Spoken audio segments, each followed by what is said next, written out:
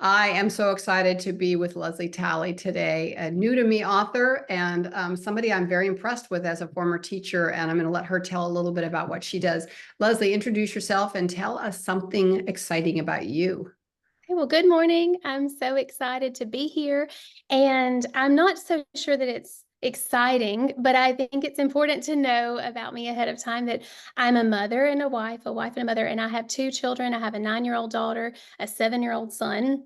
I homeschool them part-time. We're in a wonderful situation where I have a 40-60 relationship with their school, and they stay with me on Mondays and Fridays. We homeschool. And then on Tuesday, Wednesday, Thursday, they are in school with their teacher and their peers full time.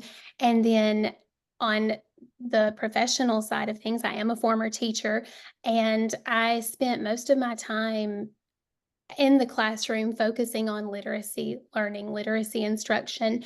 And over the course of my career as a teacher, I also developed a specific passion for helping children with dyslexia and became more trained and knowledgeable in how to address dyslexia, what it looks like, what we can do for those children in the classroom, and went on to become certified as a dyslexia specialist. So in the past 2 years, I've transitioned out of the classroom and into a private business setting where I work with students to provide additional dyslexia support that they might not be able to access within their school district for whatever reason. Right. So I work in that capacity currently. So that's a little bit about me. Well, I'm going to say something, and maybe you weren't going to announce this. It is on your website, so it's not like it's a big, deep, dark secret, but you were the 2021 Mississippi Teacher of the Year. I was, yes. Like I said, as a former teacher, that impresses me. It Oh, really does. thank you. So I can tell. And if you guys are just listening to this, you want to get on the YouTube. She's so cute. Just you want to be able to connect here and see this Oh actual. no. Leslie, you have so much going on, and yet now you have this suspense book, which is getting great reviews, called Safely Kept. And I noticed on your website, it just says Safely Kept. On Amazon, it says Safely Kept, and then it has a clean, gripping, romantic suspense. So that kind of Well, tells us what it's about. So kind of transition. You've been teaching, you're raising kids, you're doing all these things. I'm always amazed at how people find time to write when they're doing a gazillion other things really well. What was this transition for you? How did that end up happening for you?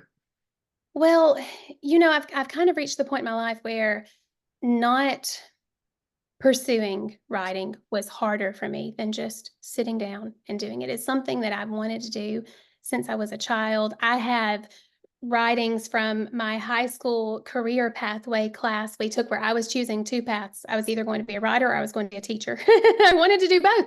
And so I've always known that I wanted to, and I've always been very passionate about writing. Now, I think that's probably why literacy has been my passion as a teacher as well. Right. I want to empower others to read and write well, and I want to help them overcome their struggles with the written word. And that's been a motivating factor to me because I'm so personally passionate about it. So uh, the challenge is the time, like you said, juggling it all. And so a lot of my writing takes place when the day is finally done and everyone else is settled, and I can clear my mind for a few minutes and pour, whether it's 30 minutes or it usually ends up being longer because I find when I write that the time just goes. Right, right, Um, I right. pour what I can into it in the moments that I can. And I've found creative ways to pencil in time here and there, but it's really very much at this point in my life something that I do when everything else is done. And it has to be that way. Right. Everything is first and foremost. But when you do that and you pencil in those moments of time and you take what you can and you make the most of it, well, over time, you're able to produce something. And so that's kind of the way I had to approach this, that I'm not going to get this done in record time, but I will stay consistent with it and I will be persistent, and over time, hopefully, be able to accomplish And something. So you I do. did. You have a book. You have I a have book a book. I have a book. that come That out one, in January? correct. Mhm. Okay. So tell us how, first of all, how long with these little penciled in times that you took to write this? Because how long did it take you to write Safely Kept? I spent a little over a year on the writing part Okay, of it. not that Mhm. bad. I mean, when you consider how much lack of time you really had to work on that. And what inspired Safely Kept? Oh, this is really, um, this is such a special project for me. I originally began with wanting to share a little bit about my own journey and my own past, something that was emotionally significant for me. I had a grandmother who I was very close to, admired, thought the world of, and she developed Alzheimer's later in Mhm. life. And I was talking to my husband, and when I finally decided I was going to write a book, I said, I want to write that story. I want to write about our relationship. I want to write about the progression of that disease and what it was like. I just want to capture that. And he looked at me and said, well, who would want to read that? That is so sad. That's It was and depressing. to his credit, he also dealt with the same thing with his grandfather, and so he knows how Right, heartbreaking it can be. And so I thought, okay, well, maybe that's true, but that's not what I want the story to capture. right, And so I just played with this idea for a while about what it's like for a person to lose their identity and for you to lose a person before they are actually gone, wow, and that was the hardest part. And then the other hard part in that for me was as I grew older, there were things I wanted to know about my grandmother's life that I could no longer ask. I couldn't go back and say, oh, well, tell me how you handled this. Tell me about the early stages of motherhood. How did you get through those sleepless nights? I knew stories they told, and she and my grandfather both shared about my dad screaming through the night. But as a child, you don't know how to ask the right questions right, thereafter. It's just a right. story. So I built on this idea that if you could go back and ask, well, what if you've received answers that weren't necessarily what you expected? And what if those people had an identity that not only was foreign to you, but was also safely hidden from everyone else as well? Ooh, well, there's And a premise right there for a good that was it, mystery. yes. So we and so there are parts of this story that are very true and really happened, but then there are other parts that were completely fictional Right. and developed in the course of the writing. The other side of this that I did not expect was that I did this once I had the general storyline in mind, it became a work of Christian fiction as well because I just couldn't keep the faith-based background out of it. And I used the scripture, Proverbs 29:25, fear of a man will prove to be a snare, but whoever trusts in the Lord is kept safe. And Mm, so this family has this background that isn't necessarily clean and pretty. And there are a lot of challenges and a lot of hardships that go along throughout the legacy of their family. But in the end, the story can be beautiful because they learned how to depend on their faith and to be strengthened through that. And that's what helped them to endure. well, you also see, I think, in a lot of fiction, like my fiction was hard that I write is harder stuff. It's not all fluff, and Mhm. sweet romance. I mean, some of it's in there, but the hard stuff, sometimes it's through those hard things that you see a real redemption story happening, which is part of God's plan. And how much bigger of an impact can you have as a Christian, as an author, as a person, if you've come from the hard places and can speak into those for other people? Absolutely. Absolutely. And the different perspectives of that, right? So my book is written from three different perspectives actually, but it's two different generations. So you have the storyline of the grandparents in the past, and then you have their granddaughter, Lizzie Beth, who is trying to hold on to these these people she loves so much and learn as much about them while she still can, but she finds that one of the ways to learn about them is through her grandmother's diary and her grandfather's narrative. So it's this back and forth intermingling of what they experienced early in their life with who you see them to be later in life. And it just makes you reflect on how you change and grow as a person through those experiences, through that redemption, through those heartbreaking times. Right. And I don't know that anyone who lives a life would not be able to relate to that. Well, and I don't know that we all have a secret part of ourselves, even we may not be able um, Mhm. to break into. We all have something in ourselves that's not out there for the world to see. And if you as a grandchild is looking for that grandmother who wanting to know more about that person that you adore, and then Mm, find out that she's not exactly who you thought she would be. I think that's just a good testament to just life in general, because Absolutely. we all have some stuff we struggle with. I Sure. lost a brother to suicide, a Christian brother to suicide.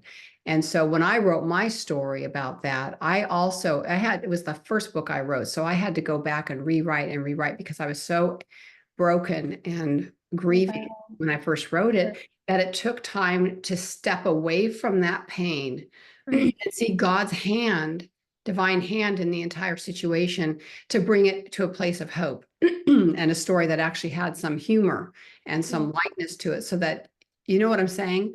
But Yes, every absolutely. situation has that dark side, but God can redeem it to something that sheds a light on it for other people. And I think that's truly the gift of a writer who, like you, who can take a situation and bring it to a place where people can be encouraged and receive hope.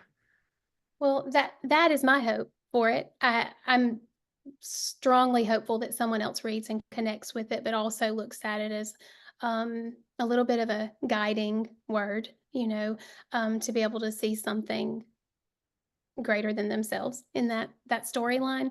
But it was hard to write. Imagine. Like you said, when you're connected to certain memories that inspire your writing, well, I think it makes your writing stronger. But I also think it takes a lot of time to step away and pull yourself out of it enough to write objectively and keep your characters true to themselves. That's probably one of the harder aspects of writing this book in particular. I don't know that I would feel that way about every story, but for this one, I did. Well, when it's a deeply personal story to you, you Mm. have to live through it again. Yes. And living through it is I've had books I write that I'm in tears, and because, Mm, you live through it and you remember those. And none of my books they're all fictional, but they're inspired like yours through something that actually happened. mhm. So I love it when I can read a book and I can become, like, it makes me think. It really truly makes me think, and makes me want um, to then delve into my relationship with God further, to see where my brokenness comes to play in these stories, because we all have them. We all Yes. have them. That's So you're writing this, and you did self-publish it. Did I you did. did you always intend to self-publish it? Oh, no. No, I didn't. And I really when I first started thinking of that option, I knew nothing about it. So that also took a lot of time to research and discover the process and what it's like and the steps to take and how to ensure that your work is still credible and authentic and the best that it can possibly be and well polished, but also going through this process. I would love to at some point traditionally publish, but I also have the perspective that I don't know how many days I have here, and Right. I've written something that I want to put into the hands of others, and I hope they'll be blessed by it, and I hope that they will connect with it and love it, and I can do that by self-publishing right now, and Right. so there's some power in that. So I think there are pros and cons to both the traditional route and the self-publishing route, but for me right now, this is just the route I've taken and the door that I've walked through, and if God opens a different door to to traditionally publish later on, then, that would be a wonderful opportunity, but at this point, I've been really challenged by this and Right. inspired by the feedback I've gotten from others, and so I haven't been discouraged or disappointed by the process at all. Well, good. So how long did it take? Did you just jump in and start researching? Did you talk to Mhm. I people who did. self-published? I did. I joined, of course, there's a Facebook group for everything, right? So Okay. I joined several Facebook groups where people were going through this self-publishing journey. Worked through Amazon KDP, and so I started looking at the questions they were asking and how they found answers and the answers that were received there. And of course, YouTube videos are very informative just on the different tools that you can use for book formatting and how to go about that. And so it took a lot of time. I won't lie. That was very time consuming because if I'm going to do something, I want to do it right. And so I wanted to make sure that I wasn't overlooking any details or skipping any steps that would come back later and prove to be a snag for me. So I would say that through Facebook groups and YouTube channels, those were probably my greatest outlets for learning how to do that. But you can learn anything on YouTube now. Oh my gosh. Absolutely. Mm, Anything. It's my Anything and everything. Yes. come across, well, we're gonna have to do this. How do we do that? It's like, well, let's check it out on YouTube and you get information that you need to. It's just incredible. So So my parents live in a town right at 45 minutes from my house. So there for a while, every time I went to visit them, I had a YouTube video playing through the car that I was listening to to give me. So literally every spare minute that I could squeeze in some informative tidbits that would help that process. That's what I had to do for a while. and I don't think it's going to come as a surprise to anybody listening to this that you're a Southern girl. I, I I am a Southern girl, and my book is rich in Southern culture. You should write what you know, correct? And so that is embedded throughout everything, including the dialogue of the characters, which I have to say I love. I've come to love dialogue and writing dialogue that is true and genuine and authentic. And particularly for a Southerner, that's a cornerstone of how we communicate, but so much about your heritage and your culture drips from the words you say and how you say them. So I spent a lot of time making sure that my characters were shaped through the words that they say in this book. So I think that comes through as well. I think dialogue is critical. That's my favorite part of writing as well as dialogue. I could see it in a movie, have to stop like in my mind and start do the description, but that dialogue is critical. And funny is I'm from originally in Northern California, and I'm now in Middle Tennessee writing Southern fiction. So that was Wow. the thing as you're saying about write what you know. And I'm blessed with a wonderful group of older ladies from my church who read everything I write. You know, they're buying the books before I can get them out there. And it just helps to have them going, wow, you speak Southern better than we do. So it's nice to, but you have to have somebody there for me guiding some of that. I have a critique partner who's from Tennessee, born and raised. So she helps me to keep my Southern, to find Right. my Southern voice. But I think there's something so quaint, and Southern fiction is becoming quite a big deal. It's becoming Mhm. more and more popular. There's something so quaint. And in my viewpoint, and you can correct me if I'm wrong, it may not be the same for you. The South, the setting becomes a character. Oh, absolutely. Yeah. And I think Absolutely. it's And important. I'm not a writer that spends a lot of time with descriptions of setting. I Right. like to let that unfold very naturally within the story. I can't just sit down and write a paragraph and describe a scene, but I feel like I can convey it better throughout the actions When and you're dialogues of sprinkling the it in, characters. sprinkling Yes, it in the natural yes, organic way that it just comes to exactly. life as you're doing that. And that I think is much more true because you're keeping your reader in that scene, not just having a paragraph or two of setting and then Yes. going on here, you're drawing them through it. So that's how it becomes a character. It's actually part of your entire story. And I just love that about Southern fiction. I really. Absolutely. Absolutely. And I think that we're hesitant as Southerners a lot of times when we leave the South. I think there's I don't know, a kind of a tendency to try to diminish the accent and the language. And I don't know if there are any Southern listeners currently hearing this. I think I want to just say we can't do that. I Why was in should you? Washington, D.C., 2 years ago, and I walked up to a person and I said, "Hi."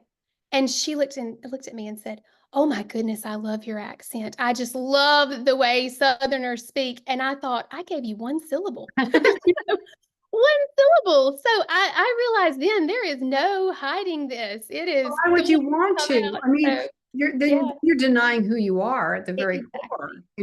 I think Yeah. what makes it such a beautiful country is that we have different people you get somebody from New York. I took a group of students, 3 times I took students to Washington, D.C. from Northern California to see Washington and Williamsburg and all that. And one year we had a tour guide from Brooklyn. And Oh, what if, for these these Northern California kids listening to this Brooklyn guy, Tony, who had such a thick accent, it was just a kick, but it enriches the mm, experience. So why absolutely. take away? I mean, I want my poor husband, he cracks me up because, he doesn't hear he has, first of all, he has tinnitus. He's had it since he was a logger in his early 20s. So he says he hears the cicadas all the time because his ears are ringing constantly. So his hearing's not the best anyway. And then we have this sweet lady in church that does a children's sermon every Sunday where all the kids come up to the front of the church and she does a little mini 5-minute sermon that's just adorable. And for the first 3 years, he's like, what'd she say? What'd she say? What'd she say? He couldn't catch it. Now he's got it. But I hear him now using the word fussing and fixing too. And he's just trying to. So it's fun because when you're in it all the time and you're around it all the time, you start becoming part of Yeah. that. So we don't want to hide Southern. We want to highlight Southern. Well, I think that's wonderful. I'm of the same mindset. I think Definitely. it's cute. So what about are you writing another book? I am.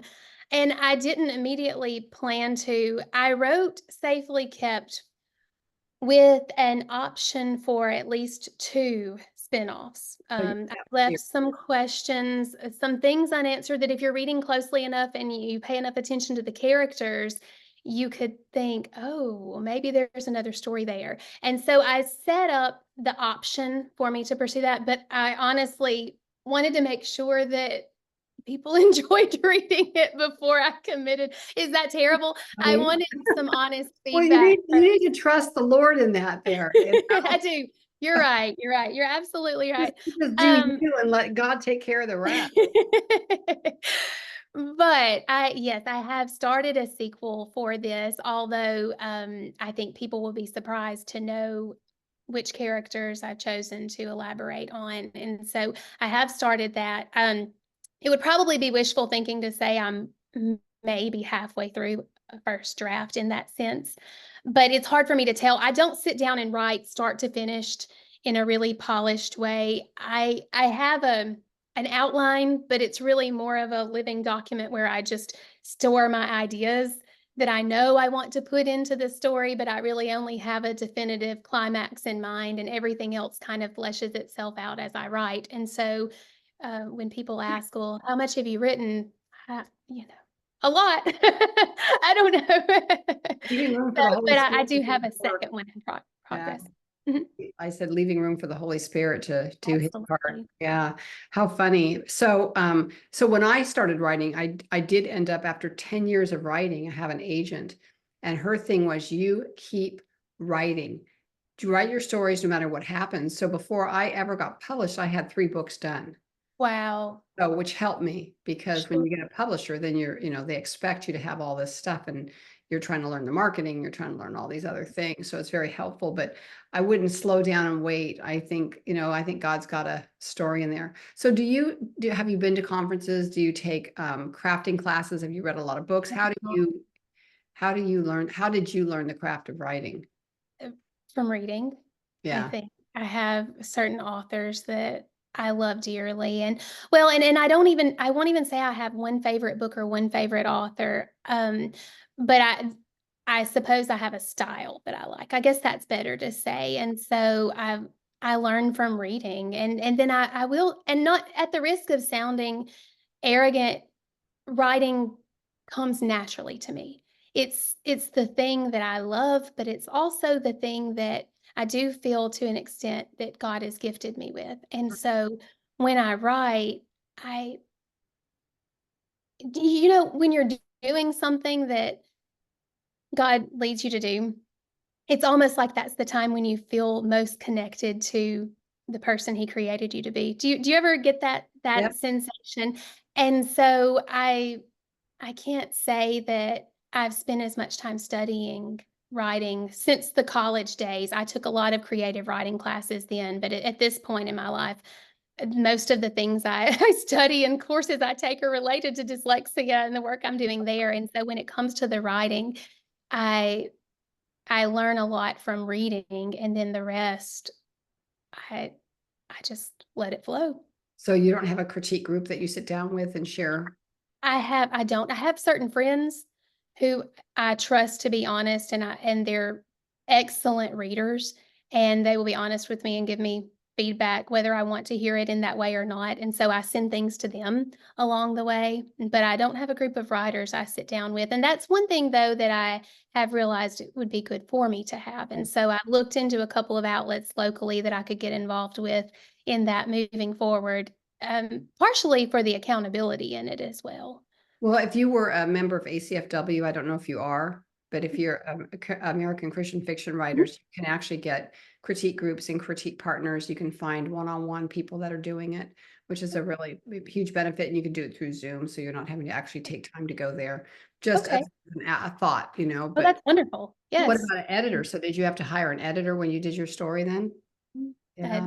did it entirely myself and, of course, through advice of others. So you may remember this when you read it. You may say, "Oh, that makes sense." Yeah.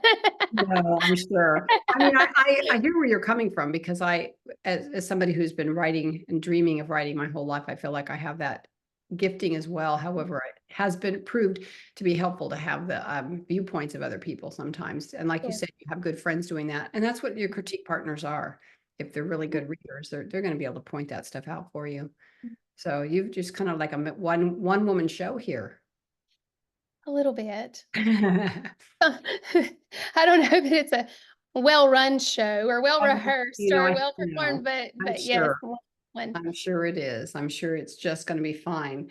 So this second book, can you give us a little glimmer of what, I mean, I know you're writing in fits and starts and you've got Mhm, a general mhm. idea, but do you have a little bit of a backstory blurb, even a couple sentences that might tell us what it's going to be about? Well, I'm afraid to say too much for just in case someone hasn't read Safely Kept yet. Gotcha. I So, I so you're going to have to mhm. read, you need to read book one before you You go. won't have to, but if I tell you about book 2, it may spoil some parts of book 1. Which would indicate you really should read book one first. Probably. Yeah, you don't want to Probably be to get the full effect, yes, yes. But if you haven't read book 1 and you intend to, then, it wouldn't be as enjoyable or as surprising well, if you knew. it is hard because I've jumped into a series in the middle, not knowing it was a series, and the next thing I know, these people are all already formed and married or whatever their life's going on, and I'm not sure how that came about. So it does kind of spoil it if you read them out of sync. A little bit, mhm. Yeah. Well, let's see. I had a list of questions here and we've kind of covered them all just in general speaking, but what advice would you give somebody who wants to say self-publish? To not be afraid and just go for it. You know, I think that the biggest hindrance outside of figuring it out, right? It's an overwhelming thing when you first look at it and you first walk into this process, and there's a lot to learn, but that's the case with anything new. I think the thing that holds people back is that there's a stigma attached to it. Like if you're self-publishing, well, is that really publishing? That's going And away. That is really going. There are more indie published authors now, yes, and they're gaining a huge reputation. So that is going by oh, the wayside. absolutely. Absolutely, and I'm thrilled for that, and that's not to discredit traditional publishing by any means. I really hold any published piece of work in high esteem, but when you first start thinking of it, I think that holds a lot of people back. There's a stigma attached to it, and I read something interesting once that said they compared it to YouTubers who are you know, completely killing it in their entertainment industry as a performer, entertainer, whatever you want to call it on YouTube, and that they're ragingly successful and doing very well. And they're saying, and the argument was, at the end of the day, if you're sharing your craft and you're doing so successfully and your heart is in it, then Difference.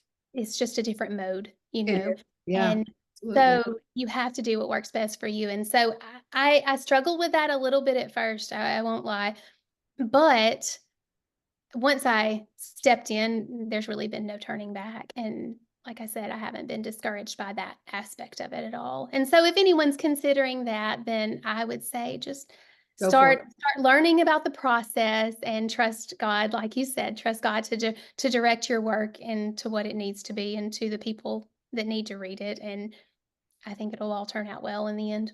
Yeah. And marketing, what do you do with marketing? How do you do your marketing? Are you? Marketing, I use all the social media outlets, Instagram, Facebook. I have a website, and so that's been a challenging thing because my website is entirely designed, or it was already in place and designed for my work as a dyslexia specialist and my journey as a teacher of the year and that type of thing. So I'm just adding another pocket into it, basically, for those who want to visit me and look into my work as an author. And so I use that as well. So you can do so much through social media outlets. It takes time and it takes a little time to figure that out as well. Right. But once you get a comfort zone with that, then I try to use those things and word of mouth locally. I have my first book signing Oh, good. locally in our town next week. And so I'm excited about that. But I've been surprised by how many people have shared my book and passed it along to people in other places, and then I had a group from Atlanta reach out to me that they were using it in a book study, and I thought, Nice. "How did you even," and it took us a few minutes to even get back to the person who did know me, who originally shared it, and so, so many things are grow organically like that and spread, and so Yeah, I I've don't totally hinge on that, but some of the marketing experts today, some that I have a lot of respect for, including one of my mentor teachers, says that social media isn't really getting at what you really should do. Focus on is a newsletter and draw people into there. yes, And that's the most important mm, aspect of marketing is your newsletter, yes, which is a struggle, for yes, some, because, not, we don't all do it really well. mm. So you have that going on now. What would you tell a would-be writer who really, what tip would you give somebody who has, like you did, a story on their heart, but they don't have any idea where to start? What would you recommend to encourage them to just do the story? Well, for me, the very first part of this book that I wrote was a scene that is actually somewhere in the middle of it, and it was just a really emotional memory that I really needed to get out there. But it was something that it helped me to put into words. So I think you have to just let your heart guide you when you have something like that, a story already on your heart, to just be open to letting the words out and let them flow, not in a polished way at first. And nothing has to come out perfect, but just to start writing. That's the hardest part, but also the most important part. If you never start, then you can't build on it. And if you can't build on it, then you can't finish. And so yeah, I think you just have to open yourself up to letting that story out. And Right. if you're emotionally attached to it, that's easier said than done. But Yeah, I can definitely, it does, I think, make it easier if you have a story on your heart that's burning to get out, as opposed to mhm, just wanting to write. Like, absolutely. where do you go Mhm. with that? So on your show notes, Leslie, I'm going to have the links to your book. I'm going to have the back cover blurb to your book so people can find you. And so we'll have that all set up, and then we will see where it goes from here. I really pray it's going to be a blessing to you. And I'm so grateful that you were able to meet with me today. Thank you so much for having me. This has been wonderful. I've enjoyed talking with you. Me too. Thank you so much. Have a blessed day, and hopefully we'll hear soon about that second book. I'm excited for you. Thank you. I appreciate it. Thanks. Bye. Bye.